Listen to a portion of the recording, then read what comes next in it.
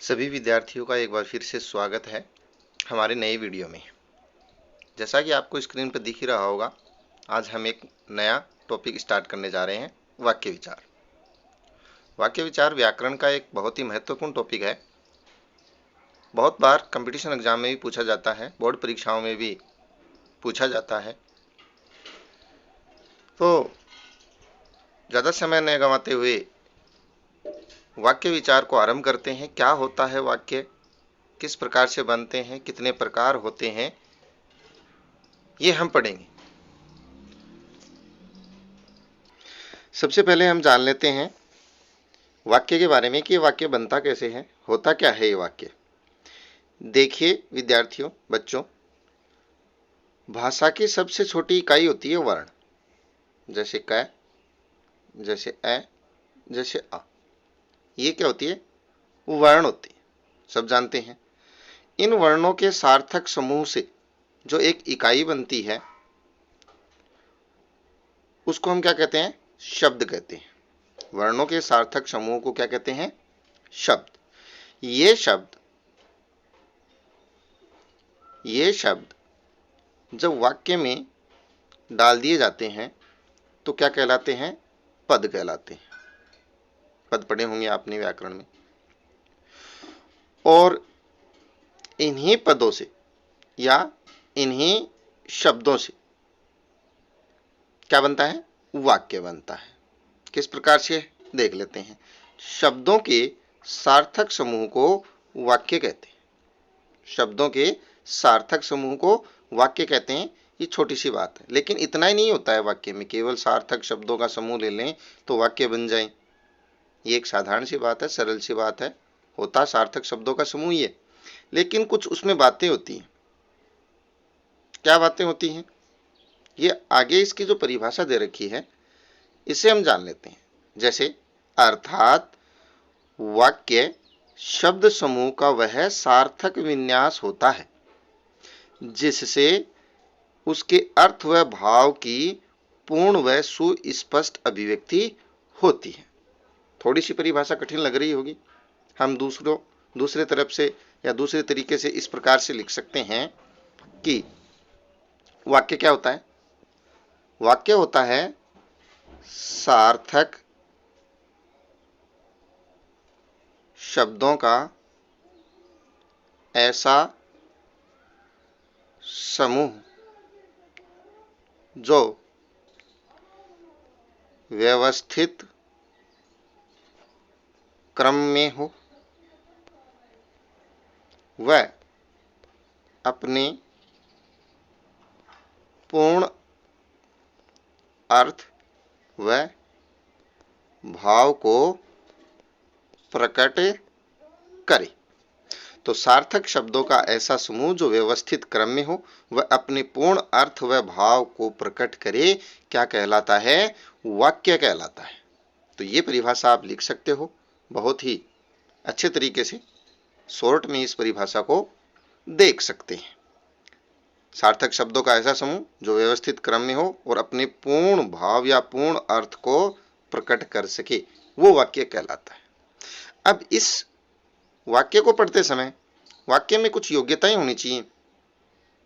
जैसे इसके आगे दिया हुआ है कि वाक्य में क्या होना चाहिए? आकांक्षा, योग्यता, आसक्ति, क्रम का होना जरूरी है।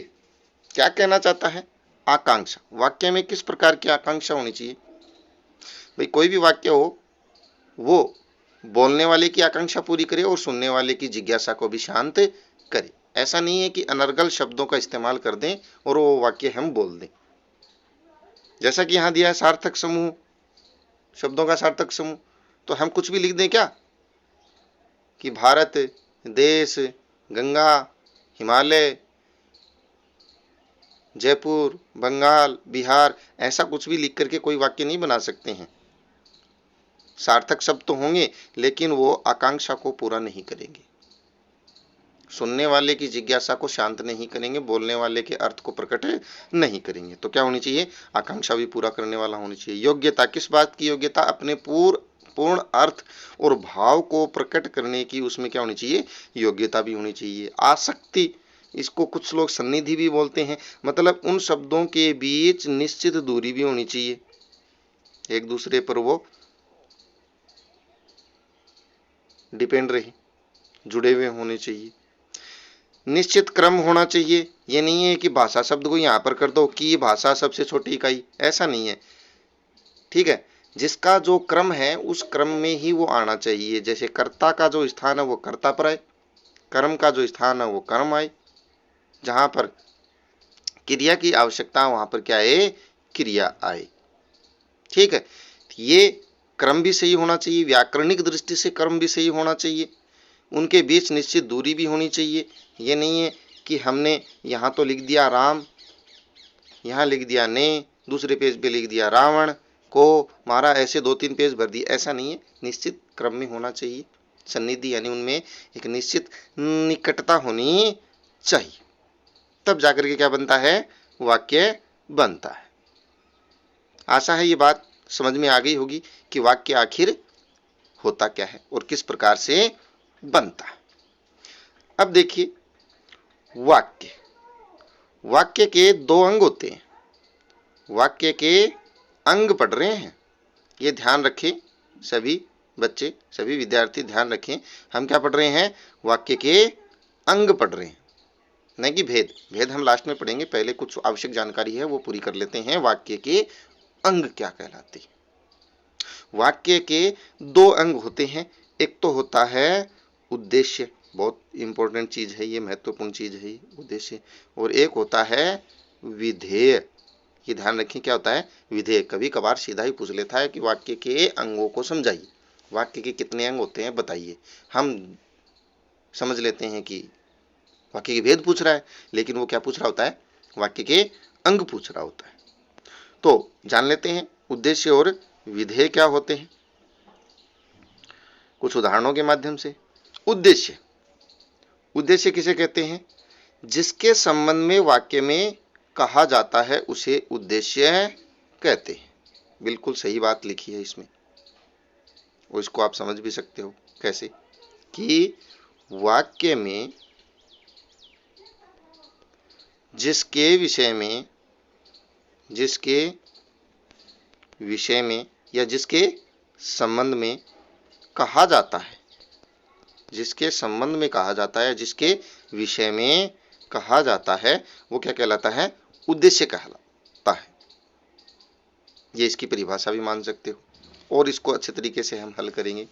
वाक्य में जिसके विषय में कहा जाता है वो क्या कहलाता है, उद्देश्य। कैसे, जैसे राम ने रावण को मारा, तो इस वाक्य में किसके बारे में कहा गया है, राम के बारे में कहा गया है। किसके बारे में कहा गया, राम के बारे में कहा गया। सीता नाचती है, किसके बारे में कहा गया, सीता के बारे में कहा गया है। मोहन खेलता है, मोहन के बारे में कहा गया है। तो ये क्या हो गया, हमारा उद्देश्य हो गया। ठीक, तो मैंने अभी जो वाक्य बताया कि राम ने, सीता ने, मोहन ने, बालक खेलता है, बालक, ये सभी आपको दिखाई दे रहे होंगे क्या है, कर्ता भी हैं। क्या है, वाक्य में कर्ता भी हैं। तो इन बातों से पता चलता है कि कर्ता ही वाक्य में क्या होता है, उद्देश्य होता है। कर्ता आप पहचान सकते हो तो आप उद्देश्य भी पहचान सकते हो। लेकिन कभी कभी कर्ता कारक के साथ साथ कोई विशेषण आ जाता है। जैसे हमने अभी वाक्य लिखा, राम ने रावण को मारा। अब हम ये लिख दें, दशरथ पुत्र राम ने रावण को मारा। ठीक है, तो इसमें पहले वाले वाक्य में राम ने तक उद्देश्य था। अगर राम के साथ कोई विशेषण जुड़ जाता है तो वो भी किस में आएगा, उद्देश्य में ही आएगा। ये बात आप ध्यान रख लें। ठीक, कर्ता का विस्तार बोलते हैं इसको, या कर्ता के साथ कोई विशेषण जुड़ जाए, कर्ता से संबंध रखने वाली कोई बात जुड़ जाए, वो भी किस में आएगी, उद्देश्य में ही आएगी। ये आप ध्यान रख लेना। यहां बताई भी गई है कि कर्ता कारक के साथ कोई विशेषण हो जिसे कर्ता का विस्तार कहते हैं। तो कर्ता और कर्ता का विस्तार क्या कहलाता है? उद्देश्य कहलाता है। ये बात अपनी स्पष्ट हो गई।